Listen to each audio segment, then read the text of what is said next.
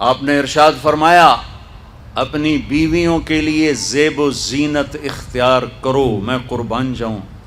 میں تو آپ کو نبی کا دین بتا رہا ہوں، آپ کہتے تو دین بڑا اوکھا کام، بیوی واسطے چنگے کپڑے پاؤنا اوکھا کام۔ میرے نبی نے کہا اپنی بیویوں کے لیے زیب و زینت اختیار کرو۔ سبحان اللہ۔ عورتوں سے کہا، واہ واہ، قربان جاؤں، اشارتاً ہمیں مردوں کو صراحتاً، عورتوں کو اشارتاً، اپنی بیویوں کے لیے زیب و زینت اختیار کرو۔ بنو اسرائیل میں زنا اس لیے پھیلا کہ مردوں نے بیویوں کے لیے زیب و زینت چھوڑ دی تو وہ غیر مردوں کی طرف مائل ہو گئیں۔ اور پھر عورتوں کو فرمایا کہ خامدوں کے لیے تیار ہو۔ کیسے؟ آپ نے فرمایا جنت کی حور اپنے خامند کے لیے ایسے تیار ہوگی جیسے ام سلمہ میرے لیے تیار ہوتی ہیں۔ سبحان اللہ، سبحان اللہ۔ ابھی عورتوں نے شادی پہ جانا ہو تو بیچارے مرد دی مصیبت آئی ہوندی ہے، وہ ترائے جتیاں تروٹ جاندیاں کپڑے ڈھو ڈھو کے، اور خامند کے لیے تیار ہونا ہو تو انہوں موت پہ جاندی۔ اپنے خامدوں کے لیے تیار ہو ورنہ وہ اور عورتوں کی طرف مائل ہو جائیں گے۔ یہ اس میں خفیہ پیغام ہے۔ میرے نبی حیا والے ہیں، پاکیزہ زبان، پاکیزہ ذات۔ مردوں کو صراحتاً فرما دیا اپنی عورتوں کے لیے تیار ہوا کرو۔ بنو اسرائیل میں اس وجہ سے فحاشی پھیلی۔ اور پھر اشارتاً جنت کی حور اپنے خامند کے لیے ایسے تیار ہوتی ہے جیسے ام سلمہ اللہ کے رسول کے لیے تیار ہوتی ہیں۔ جب حضرت فاطمہ رضی اللہ تعالیٰ عنہ کی شادی ہوئی اور نکاح ہو گیا اور رخصتی 1 ماہ بعد، 2 ماہ بعد، 6 ماہ بعد، 1 سال بعد یا فوراً، یہ ساری روایات ہیں، لیکن زیادہ صحیح ہے کہ کچھ عرصے بعد رخصتی تھی، فوراً نہیں تھی۔ تو جب حضرت علی نے آ کے رخصتی کا مطالبہ کیا حضرت ام ایمن کے ذریعے سے، تو آپ نے حضرت حفصہ اور حضرت ام سلمہ اور حضرت عائشہ ان تینوں سے فرمایا کہ تم جانتی ہو نا میری بیٹی فاطمہ مجھے کتنی محبوب ہے، میری بیٹی کو دلہن بناؤ۔ اللہ اکبر، میری بیٹی کو تیار کرو۔ یہ میں دین بیان کر رہا ہوں، بے پردگی نہیں، بے حیائی نہیں، زیب و زینت میرے دین کا حصہ ہے، میرے نبی کی شریعت ہے۔ میرا نبی خوبصورت دین لے کر آیا ہے، ایک خوبصورت زندگی لے کر آئے ہیں۔ پتہ نہیں ہم نے کہاں سے عجیب و غریب دین کے فلسفے نکال لیے ہیں۔ سبحان اللہ، قربان جاؤں۔ آپ نے کہا جابر شادی کی؟ کہا جی کی۔ کہا کماری سے کہ بیوہ سے؟ کہا جی بیوہ سے کی۔ کہا اللہ بکرن فتلاعبک وتلاعبها، ارے تو نے کنواری سے کیوں نہ کی؟ وہ تجھ سے کھیلتی تو اس سے کھیلتا۔ میں میرے نبی کا دین بیان کر رہا ہوں۔ آپ کیا سمجھنا صرف رمضان کے روزے رکھنا دین ہے؟ ہاں وہ دین ہے، بہت بڑا حصہ ہے دین کا۔ عبادت میرے دین کی بیس ہے، بیس ہل گئی تو ساری عمارت گر جائے گی۔ نماز نکل گئی، روزہ نکل گیا، زکوٰۃ نکل گئی، حج نکل گیا، پیچھے کیا رہ گیا؟ ساری عمارت ٹوٹ گئی۔ لیکن یہ بیس کو عمارت نہیں کہتے، ہاں بیس پر عمارت کھڑی ہوتی ہے۔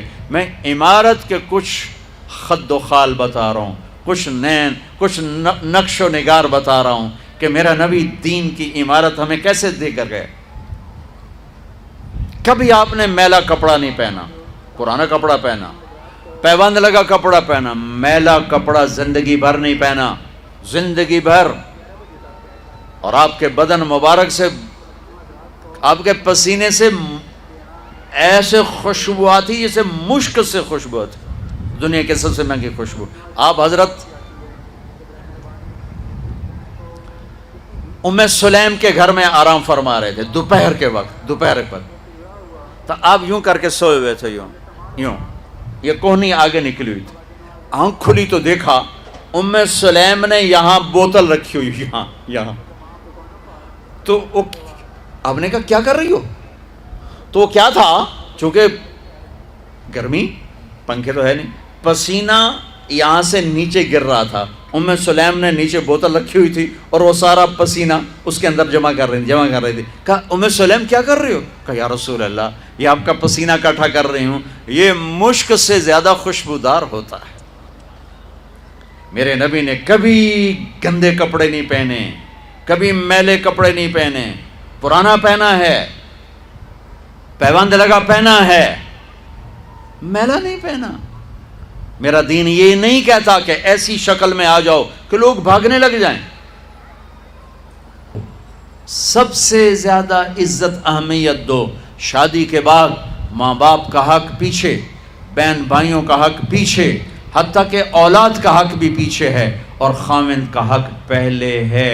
بہت سی عورتیں اپنی نادانی کی وجہ سے ماں باپ کے پیچھے لگ کر اپنے خاوند کو چھوڑ دیتی ہیں، خاوند کو ذلیل کر دیتی ہیں. اپنے بچے کے پیچھے لگ کے اپنے بچوں کی وجہ سے اپنے خاوند کو بے عزت کرتی ہیں. بہت سے باپ اپنے بچوں کی وجہ سے بیوی کو بے عزت کرتے ہیں، یا اپنے ماں باپ کی وجہ سے بیوی کو بے عزت کرتے ہیں. یہ سب بے اعتدالیاں میرے معاشرے میں ہیں. اللہ کا واسطہ دیتا ہوں، ایک دوسرے کو عزت دو، رشتوں کو عزت دو. ہر ایک کا اپنا مقام ہے، ہر ایک کو اپنے مقام پر رکھو. ماں باپ کی وجہ سے بیوی کو بے عزت نہ کرو، بیوی کی وجہ سے ماں باپ کو بے عزت نہ کرو، بیوی اپنے ماں باپ کی وجہ سے خاوند کو بے عزت نہ کرے. یہ وہ رشتہ ہے جس میں اولاد بھی نہیں داخل ہو سکتی. اولاد کو بھی پیچھے کیا گیا ہے خاوند اور بیوی کے رشتے میں. اور یہ وہ رشتہ ہے جس سے میرے اللہ نے اپنی نشانیوں میں سے ایک نشانی بتایا ہے. ایک نشانی، من آیاتہ ان خلقکم من تراب. میں ٹپس پڑھتا ہوں آیات کے، ساری آیت نے. میری بہت بڑی نشانی تو میں مٹی سے بنایا. واقعی نشانی ہے نا بھائی؟ ارے بولو. من آیاتہ خلق السماوات والارض. میں نے ایک آیت چھوڑ دی، بعد میں پڑھوں گا. میری بہت بڑی نشانی زمین آسمان کا بننا. واقعی بہت بڑی نشانی. من آیاتہ منامکم باللیل والنہار. میری بہت بڑی نشانی تمہارا سو جانا اٹھنا. واقعی بہت بڑی نشانی. من آیاتہ یریکم البرق خوفا وطمعا. میری بہت بڑی نشانی بادل، بجلی، گرج، بارش. واقعی. من آیاتہ ان تقوم السماء والارض بامرہ. میری بہت بڑی نشانی زمین آسمان کھڑے ہوئے ہیں. من آیاتہ ان یرسل الریاح مبشرات. میری بہت بڑی نشانی کہ گرم ہوائیں ایک دم ٹھنڈی ہو کر بادل لے کر آتی. اب میں وہ آیت پڑھتا ہوں جو میں نے چھوڑ دی تھی، اور جو شاید آپ نے اس اینگل سے کبھی سوچا نہ ہو کہ اللہ کس چیز کو اپنی نشانی کہہ رہا ہے اور کتنی بڑی بڑی نشانیوں میں اس کو لا رہا ہے. میری بہت بڑی نشانی مٹی سے بنایا، میری بہت بڑی نشانی زمین آسمان بنایا، میری بہت بڑی نشانی جاگنے سونے کا سلسلہ بنایا، میری بہت بڑی نشانی بارش، بجلی، گرج، چمک، میری بہت بڑی نشانی زمین آسمان کا تھمے رہنا، میری بہت بڑی نشانی ہواؤں کا بادل لانا. اب سنو، من آیاتہ ان خلق لکم من انفسکم ازواجا لتسکنوا الیہا وجعل بینکم مودۃ ورحمہ ان فی ذلک لآیات لقوم یتفکرون. اللہ اکبر. صرف یہاں یتفکرون کا لفظ اللہ لے کر آئیں کہ غور کرو گے تو پتہ چلے گا نشانی کیا. میرا اللہ کہہ رہا ہے کہ میری بہت بڑی نشانی ہے کہ میں نے خاوند اور بیوی کا رشتہ بنایا. کبھی یہ اس طرف دھیان گیا ہے کہ یہ جو ہم خاوند بیوی بیٹھے ہیں یہ اللہ کی بہت بڑی نشانی کبھی خیال ہے؟ اللہ اکبر. اللہ نے ماں باپ کا رشتہ بنایا، اسے نشانی نہیں کہا. اللہ تعالیٰ نے اولاد کا رشتہ بنایا، اسے نشانی نہیں کہا. اللہ نے دادے پوتے بھی جتلائے، اسے نشانی نہیں کہا. اللہ نے پھوپھی خالہ بھی بتائیں، دادیاں نانیاں بھی بتائیں، اسے اللہ تعالیٰ نے نشانی نہیں فرمایا. نشانی کسے فرمایا؟ خاوند اور بیوی، یہ میں نے رشتہ بنایا، یہ میری کتنی بڑی نشانی ہے. اس ایک رشتے کو باقی رکھنے کے لیے سینکڑوں آیات ہیں، سینکڑوں آیات. اور طلاق سے نفرت کا اظہار. میرے نبی نے کہا علی طلاق سے بچنا. جب طلاق دی جاتی اللہ کا عرش کانپ اٹھتا ہے. ناجائز طلاق، بے جا، ضرورت کی وجہ سے طلاق لی بھی جا سکتی ہے، دی بھی جا سکتی. یہ میں ایک اضافہ کروں گا. بہت سی بچیاں نہیں گزارا ہو رہا، خاوند بدتمیز ہے یا سسرال ظالم ہیں، وہ کہتی ماں سے میرا گزارا نہیں ہو رہا، میری جان چھڑا دو. نہیں بیٹی، گزارا کرنا ہوگا، صبر کرنا ہوگا، گزارا کرنا ہوگا، یہیں رہنا ہوگا. یہ ماں باپ کا ظلم ہے، یہ ماں باپ کا اپنی اولاد پر ظلم ہے. ہمارا تو زمیندارہ ماحول ہے پنجاب کا.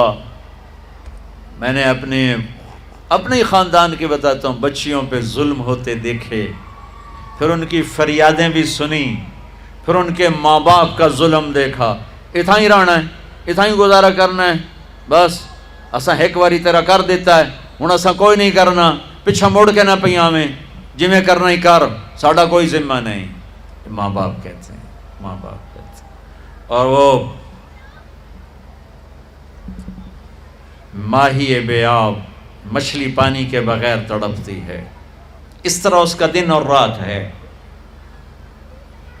زندہ کی کھال کھچ رہی ہے، اس طرح اس کا دن اور رات ہے. اور ماں باپ کا جبر، گزارا کرنا ہے، گزارا کرنا. تین بعد کون تیرا رشتہ کتوں آئے گا، تیری شادی کتوں کریں گے. ابھی تو اس کو ذبح ہونے سے بچا لو. کل تو اللہ نے ہمیں اس کا مکلف ہی نہیں کیا کہ کل کیا ہوگا، کل کو آنے تو دو.